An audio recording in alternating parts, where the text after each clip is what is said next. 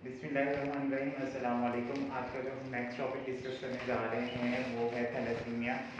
ठीक है, जिस तरह से लास्ट टॉपिक हमने डिस्कस किया था पोलियो के वर्ल्ड वाइड डिजीज़ है, इसी तरह से थैलेसीमिया भी जो है वो काफ़ी जगहों पर बहुत बुरी तरह से इफेक्ट कर रही है। और ऑल्दो कि ये डेथ डिजीज़ नहीं है, लेकिन चाइल्ड के लिए ये डेथ डिजीज़ है। तो हम देख लेते हैं कि थैलेसीमिया है क्या चीज़, इसकी साइन एंड सिम्टम्स कैसे होंगी, इसको क्योर कैसे किया जाता है और ये कैसे स्प्रेड होती है। ठीक है, ये सारी चीज़ें आज हम डिस्कस कर लेते हैं। फर्स्ट ऑफ ऑल हम देखते हैं कि थैलासीमिया है क्या। ठीक है, थैलासीमिया, थैला और सीमिया दो वर्ड है। ठीक है, थैला मीन क्या है और सीमिया मीन क्या है। ठीक है, तो थैला मीन हम कर लेते हैं सी। ठीक है, और सीमिया मीन हम क्या कर लेते हैं, ब्लड, मतलब के हीम।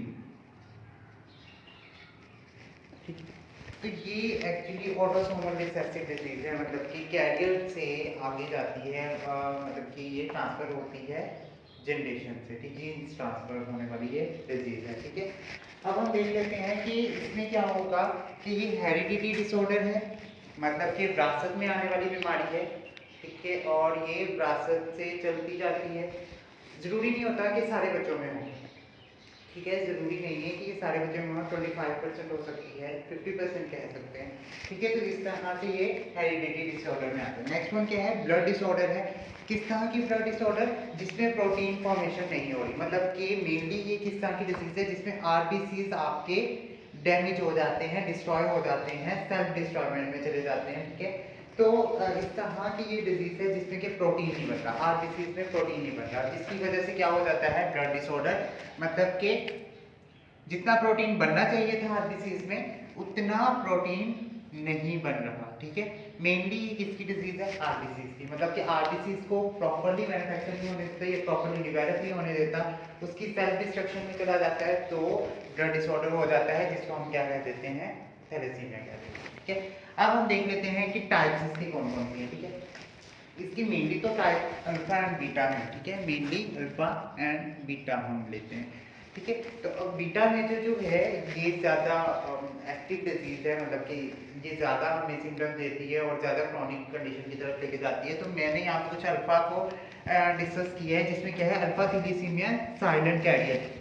साइलेंट कैरियर से क्या बात है कि मतलब कि ये कोई ना कोई भी किसी किस्म की सिम्टम नहीं देगी, सिर्फ और सिर्फ ये इफेक्ट करेगी। अब वो इफेक्ट कैसा है, वो डिपेंड करता है कि मतलब उसकी इम्यूनिटी कैसी है। ठीक है, मे बी कि वो कोई सिम्टम ना दे, साइलेंट बिल्कुल, जिस तरह से कैंसर लास्ट स्टेज में सामने आता है, इसी तरह से ये भी साइलेंट कैरियर है। मतलब कि इसमें क्या होगा, एक जीन मिस होगा लेकिन तीन जो है नॉर्मल वर्किंग कर रहे होंगे। ठीक है, अब जब एक जो है चाइल्ड, अगर हम एक फैमिली की बात करते हैं तो उसमें अगर एक चाइल्ड काम नहीं कर रहा, तीन काम कर रहे हैं, तो गुजारा चल जाता है ना।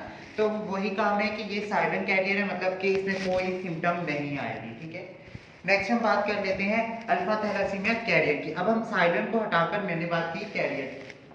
ठीक है, ये क्या है, इसमें दो जीन्स तो काम कर रहे हैं, ठीक है, लेकिन दो मिस कर रहे हैं, इसमें दो काम कर रहे हैं, दो मिस कर रहे हैं। ठीक है, तो इसका मतलब कि थोड़ी सी कॉम्प्लिकेशंस फैमिली में आ सकती हैं। फैमिली से मुराद के भी उनका खर्चा, मैं एग्जांपल दे रहा हूँ यहाँ से फैमिली में खर्चा करने के हिसाब से। ठीक है, तो मतलब दो लोग वर्क कर रहे हैं और दो नहीं कर रहे हैं, तो ठीक है, थोड़ी बहुत कॉम्प्लिकेशंस आएंगी, लेकिन ओके। ठीक है, तो मतलब के माइल्ड सिम्टम ये देगा, थोड़ी बहुत सिम्टम आ सकती हैं। वो सिम्टम कैसे होंगी, लाइक थोड़ी बहुत फटीग हो सकती है, टायर्डनेस हो सकती है, एंड मतलब पेल लुक आ सकता है। ठीक है, तो इस तरह की। नेक्स्ट हम बात कर लेते हैं हीमोग्लोबिन एच डिजीज की। इसमें क्या होगा कि तीन मिस हो जाएंगे लेकिन एक काम कर रहा होगा। अब देखो, जहां एक पर्सन काम कर रहा हो, तीन चार लोग खाने वाले हों, तो वहां पे फिर ज्यादा कॉम्प्लिकेशंस आती हैं। ठीक है, तो वही बात कि यहाँ पे लैक ऑफ एनर्जी हो जाएगी, वो बेचारा अकेला काम कर करके थक जाएगा। अब क्या होगा कि वहां पे लार्ज लीवर और स्प्लीन हो जाएगा, क्योंकि देखिए आरबीसीज जितने डिस्ट्रॉय होंगे वो जाके स्प्लीन में बैठेंगे। अब वो स्प्लीन में बैठेंगे तो स्प्लीन ने ऑटोमेटिकली साइज में बड़े होने, क्योंकि स्प्लीन को हम क्या कहते हैं, स्टोर हाउस है वो डेड सेल्स के लिए। अब लीवर क्या करते हैं, वो जो है ब्लड फिल्टर करते हैं, एनर्जी प्रोवाइड करते हैं। जब स्प्लीन भी इफेक्ट हो गई तो लीवर भी इफेक्ट हो सकता है, तो मतलब लीवर का साइज भी इंक्रीज हो सकता है। ठीक है, नेक्स्ट हम बात कर लेते हैं कि इसमें स्किन भी आपको येलो नजर आएगी और अल्सर स्किन हो जाएगी। ठीक है, मतलब अल्सरेटिव जो है वो उसका लुक होगा।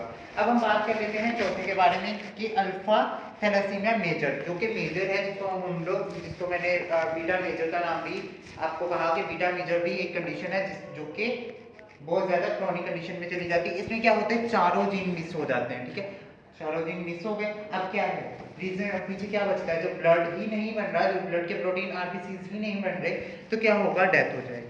किसकी डेथ हो जाएगी, बेबी की बिफोर बर्थ की डेथ हो जाएगी। अगर मदर और फादर दोनों कैरियर हैं, मतलब कि थोड़ा मदर इफेक्टेड थी, थोड़े फादर इफेक्टेड थे with the disease of thalassaemia, तो क्या होगा कि जो बेबी डेवलप हो रहा होगा तो वो क्या हो जाएगा, वो उसकी डेथ हो जाएगी बिफोर बर्थ, ठीक है।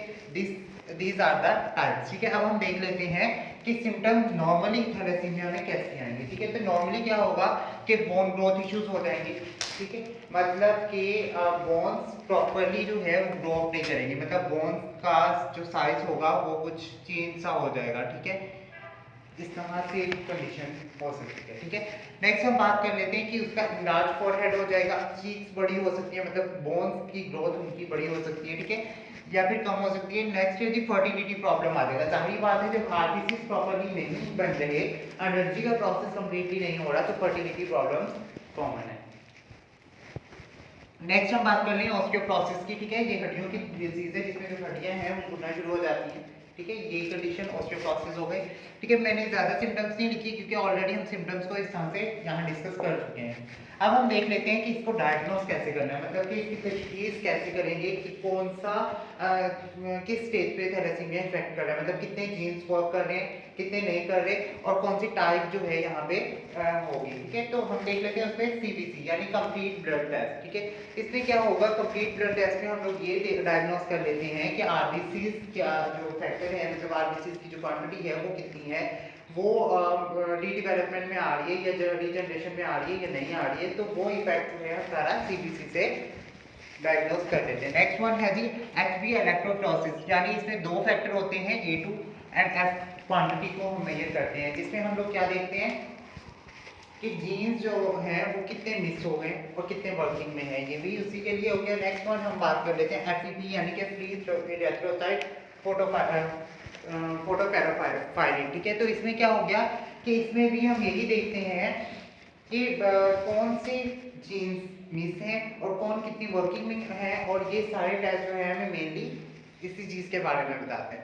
अब हम देख लेते हैं कि एमसीवी क्या है, ठीक है। एमसीवी में हम क्या करते हैं कि देखते हैं, जैसा जब वो मैंने टाइप्स को बताया, इसी तरह से ये बता रहे हैं कि माइक्रोसाइटिक अगर थैलेसीमिया हो गया तो इसमें लार्जर देन 80% जो है वो मिस हो जाएगा, ब्लड क्वांटिटी की बात करें हम, ठीक है। और इसमें नॉर्मोसाइटिक क्या है, 88 टू 80 टू 100 हो जाएगा मिस, ठीक है। नेक्स्ट हम बात कर लेते हैं मैक्रोसाइटिक, तो इसमें मैक्रो से मुराद बड़े दर्जे पर, तो वो बड़े दर्जे पर चला जाएगा, मतलब कि 100 से लेस देन होगा, ठीक है। तो ये थी।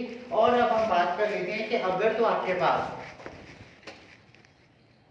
आपके पास मदर या फिर फादर दोनों कैरियर में है, ठीक है, दोनों कैरियर हैं, अब क्या होगा कि जो बेबी होंगे उसमें एक जो है वो नॉर्मल होगा, ठीक है, मैं इसको लिख देता हूँ नॉर्मल। अच्छा जी, दो जो होंगे वो कैरियर कहलाएंगे, ठीक है, इनको मैं फिर से कैरियर का नाम दे देता हूँ, और एक इसमें जो होगा वो इफेक्टेड होगा, तो मैं इसको नेगेटिव का नाम दे देता हूँ, ठीक है। अब क्या हुआ, 25% जो है दोनों मदर और फादर दोनों कैरियर जो हैं, ठीक है, उन कैरियर में से क्या होगा कि ये 25% जो बच्चा है वो प्रॉपरली थैलेसीमिया का पेशेंट होगा, ठीक है, मतलब कि उसमें प्रोटीन आरबीसीज में नहीं बन रही होगी, प्रोटीन आरबीसीज में नहीं बन रही होगी, ओके। और ये जो कैरियर की बात की, ठीक है, जो 50% है ये कैरियर है, मतलब कि इनमें इतनी ज्यादा सिम्टम्स तो नहीं होगी, लेकिन अगर तो इन फ्यूचर क्या होते हैं कि ये दोनों कैरियर जो है ब्रीड करते हैं, तो इसमें क्या होगा कि न्यू डेवलपमेंट में चांसेस होंगे कि वो बेबी थैलेसीमिया का पेशेंट हो, ठीक हो गया। नेक्स्ट हम बात कर लेते हैं नॉर्मल, तो ये नॉर्मल जो है इसमें थैलेसीमिया का जो ये भी 25% बेबीज ऐसे होते हैं जो कि नॉर्मल होते हैं, ठीक है, थैलेसीमिया कैरियर के भी नॉर्मल बेबी होता है, ठीक है। तो नॉर्मल है तो इसमें इतने ज़्यादा जो है वो नहीं होता प्रॉब्लम, लेकिन अगर हेरिडिटी में चल रहा है तो फिर शायद जैसे बाप दादा हो गए, मदर हो गई, ग्रैंड मदर हो गई, तो उनसे मे भी हो सकता है कि नेक्स्ट जनरेशन में थैलेसीमिया का वर्ड्स पाया। ठीक है, तो मेनली क्या है, इनमें ज़्यादा चांसेस होते हैं, इसमें तो बहुत ज़्यादा होते हैं। ठीक है, ये था थैलेसीमिया के बारे में कुछ शॉर्ट सा और प्राइमरी इंट्रोडक्शन। ठीक है, अगर इसके बारे में कोई क्वेश्चन है तो आप पूछ सकते हैं।